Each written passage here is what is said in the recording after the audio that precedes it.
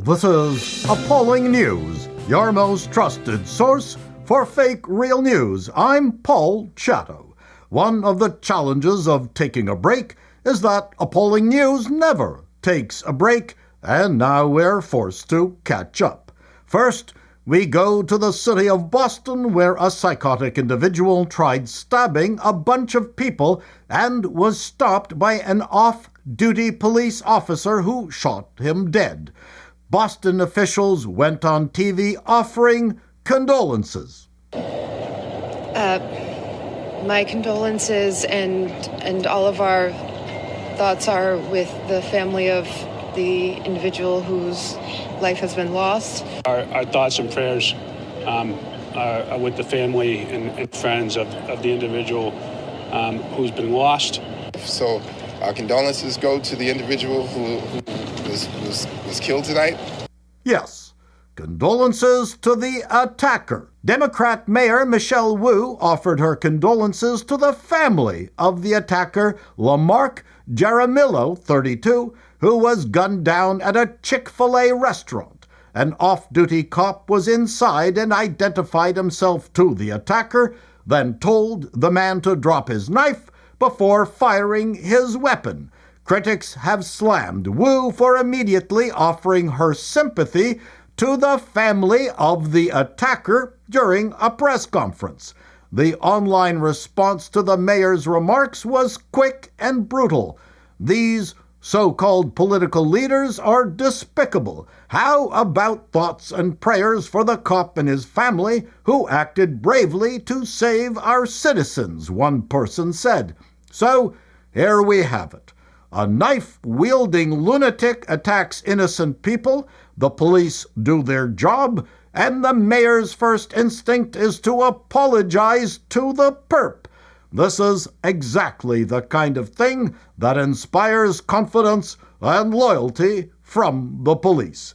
Mayor Wu hit the headlines in late 2023 after hosting a no-whites Christmas party for electeds of color, because why not? These two hot babes are going topless for Gaza.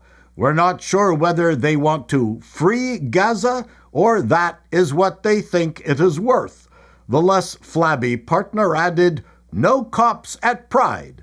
We're not sure why cops would be needed, as no one is going to assault these two.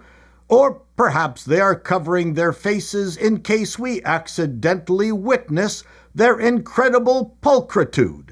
These lesbians are obviously protecting themselves from the male gaze, or they are protecting us, and for that we say thank you." Appalling News is fascinated by how these alphabet people, communists, pro-male bodies in women's spaces and sports, globalists, and pro-Middle East terrorist supporters have found common ground.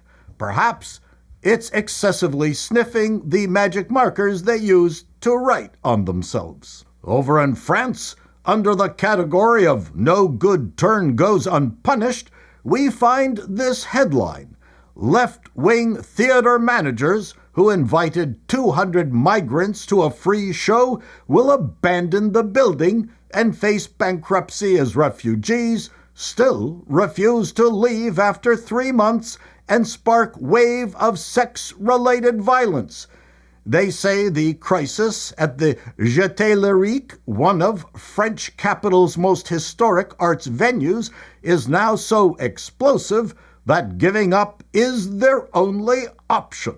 Some 200, mainly young men, moved in last December when the management gave them free tickets to a Refugees Welcome in France conference. But when the conference was finished, the migrants, who mostly come from France's former West African colonies, refused to leave the venue. Performances were soon canceled, losing the theater thousands in revenue. There are now 446 people living inside illegally, most of them claiming they are minors under the age of 18 who deserve permanent housing. The management, facing bankruptcy, said, without intervention by the authorities by Friday, the Jeté Lyrique company and its teams will be forced to leave the building. The theater is owned by the city of Paris, which is dominated by socialists and Greens, but the migrants are being supported by political activists even farther left because the socialists and Greens were not communist enough. The Collectif des Jeunes du Parc de Belleville view the occupation as being part of the anti-racist and anti-colonial struggle. Local businesses have complained of losses due to the occupation. Management has begged the migrants if they could, at the very least, mount a version of Les Miserables or The Odd Couple. This is Appalling News, and that's the way it is.